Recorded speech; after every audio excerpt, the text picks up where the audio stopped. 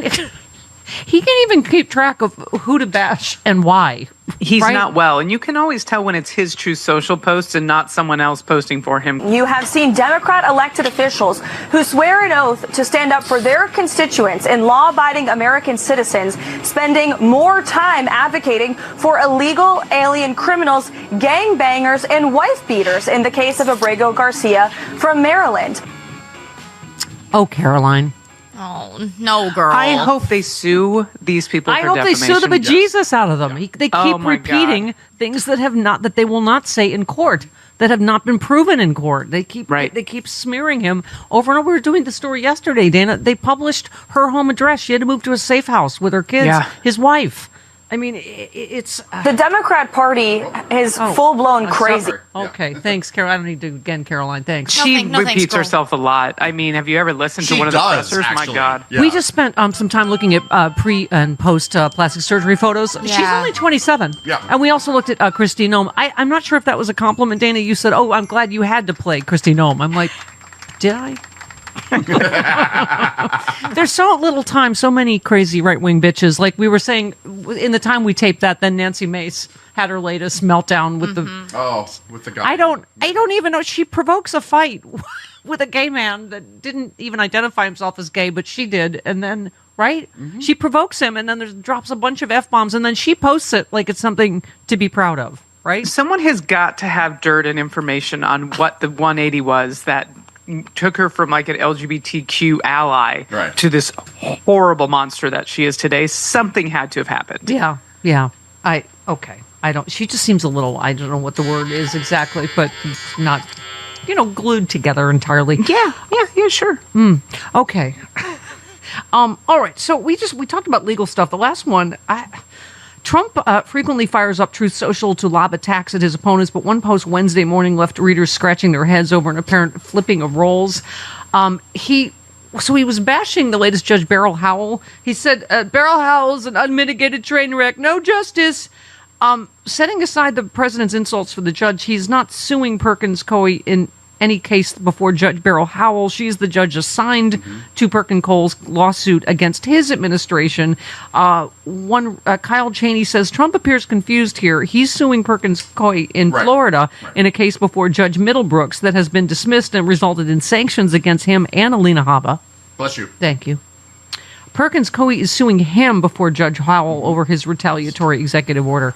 He can't even keep track of who to bash and why. He's not well. And you can always tell when it's his Truth Social posts and not someone else posting for him, because obviously if someone else posts, even if they try and mimic his language, usually the grammar's correct, the punctuation's correct. There's not a lot of capitalized words out of nowhere, but you can always tell when it's his, and that was definitely one of his. Yeah. Oh, so little time, so many new right-wing crazy bitches. Okay. Who's this from? Hey, Sherry Biggs, Republican of South Carolina. Come on down. Here we go. I believe the people trust President Trump. We knew that this was not going to be an easy road, and I believe that President Trump is the ultimate negotiator, and we will get there. We're just having a few bumps in the road right now. In the immortal words of Betty Davis, fasten your seatbelts. It's going to be a bumpy ride. Okay, so 37% approval rating on the economy. So, no, I don't think the American people think. Yeah, that's a pothole. No, I don't think, and they think we're going to get there. Yep. Yes, exactly. And they have their talking points. Everyone else is regurgitating that he's a master negotiator. He's a master at this. He's a master at that. He could do no wrong. Everyone is repeating the same thing. Yeah. They have their marching orders. They are following them. Yep. Yeah, here we go, Sherry. We talk about the border crisis, and everyone feels comfortable that President Trump has made good decisions to close down the border to secure our country. And I know the people in South Carolina's 3rd District feel that way. So I trust in what he's doing, and I believe we're going to get there. We just have to give him a little bit of time and patience to get us out of this mess that President Biden created. Is that me? Yeah, that's you. Oh, sorry. Okay. Okay. I just, you know what I was doing during that? I was like, do not make fun of her Southern accent. Do not make fun of her. Okay. But I'm just, it's just that stereotype, bless her heart, of just, we've got to trust. Has anyone seen her and Lindsay in the same room? They're both South Carolina. I'm just asking. Oh, by the way, one of our listeners is filling in some fun facts about one of the other crazy right-wing bitches we found yesterday. Okay. That I'd not heard of. Demetrius says some helpful info on racist Republican Representative Diana Harshbarger. Oh, excuse me, it's pronounced Harshbarger. Hofhar. Yes, it's right. She's married to Dr. Furrier. Dr. Hofhar. HF. I mentioned her yesterday. She's the one that called, what is it? What do you call it? What's his name? Hang on. Oh, Congressman Al Green. She called him boy. Yeah. He's a African-American gentleman. Dear Ms. Miller, I am as a loud and proud progressive of Northeast Tennessee for over 18 years. I was thrilled to hear you mention this morning of my reprehensible Republican representative's racist remarks regarding her esteemed colleague, Congressman Al Green. There's actually a whole lot more of her craven cracker folk Christian craziness. Okay. She called transgender folks fairies and suggested cage matches as a fundraising option.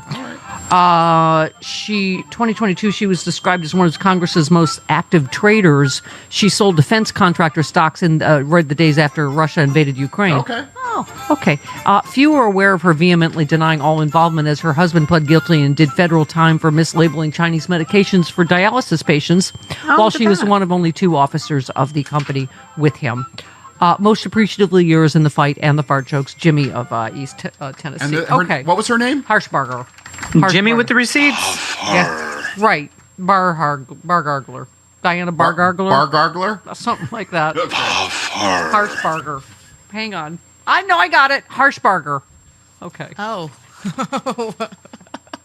That's unfortunate. Oh, Yeah. Dana. Okay. So, speaking of, by the way, approval ratings and polling. Oh, yeah. CNN's data reporter argues Pete Hegseth's stunning unpopularity is dragging Trump down. That's when Trump might cut him loose. It's only when it's about him, when it hurts him, right? That's possible. Harry Enten said Pete Hegseth is a problem for Donald Trump. You'd expect in terms of popularity in the Trump administration. Is Trump himself. So he said, look at where Pete Hegseth is. He's way underwater at minus 14 percentage points, nearly 10 points below where Trump himself is.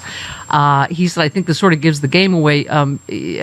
Using, a signal to discuss military plans is not appropriate. You rarely find 3/4 of Americans agreeing on anything, but they agree on this, that using signal to discuss military plans is a big no-no. Yeah, it is. I mean, I'm taking some solace in that, Dana, that, and again, I know, like, the polls, you think, but man, it's poll after poll after poll on subject Absolutely. after subject. But I tell you what, in order to get rid of Hegseth, they're going to have to give him a big old payout because he is a Fox News co-host. He knows where the bodies are buried. I'm sure they've partied together. I'm sure he's seen some stuff. So if he does this, there's going to be an NDA and a big old payout for him to keep his mouth shut because I bet he's got dirt on Trump. Yeah. Well, and, here's the reporting that's starting. Pete Hegseth in full paranoia mode. Oh, there's nothing more fun than a paranoid drunk. White House officials troubled by Pentagon chaos. CNN is reporting that White House officials are troubled by the disarray in the Pentagon. But Pete Hegseth, for now, unlikely to be dismissed. He is Hegseth reportedly troubled by the alleged total chaos reported by his former spokesperson and is in full paranoia back against the wall mode. Oh, great. He's got the nuclear codes. Given the access these CNN journalists have with the White House, perhaps the larger story is some Trump officials are now actively leaking negative stories about Hegseth. I mean, that seems clear, right? I mean, what was that kid in, I think it was South Carolina, that the Republicans basically leaked all the stories on after he said he was going to out them about their cocaine and orgy parties? What was that kid's name? The cousin humper. The cousin face humper. What's his name? Oh, God. I can't remember. He was that young kid, and I'm only saying this as a descriptor, but he was that young kid in the wheelchair. Yeah. Oh. Like, I love that none of us can remember him.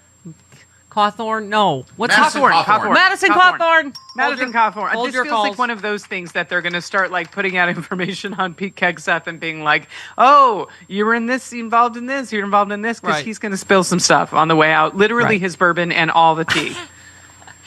All right, so we wanted to talk. We wanted to talk about Pete Buttigieg. I love the headline. Pete Buttigieg drops by MAGA Bro podcast and instantly wins them over. Yep.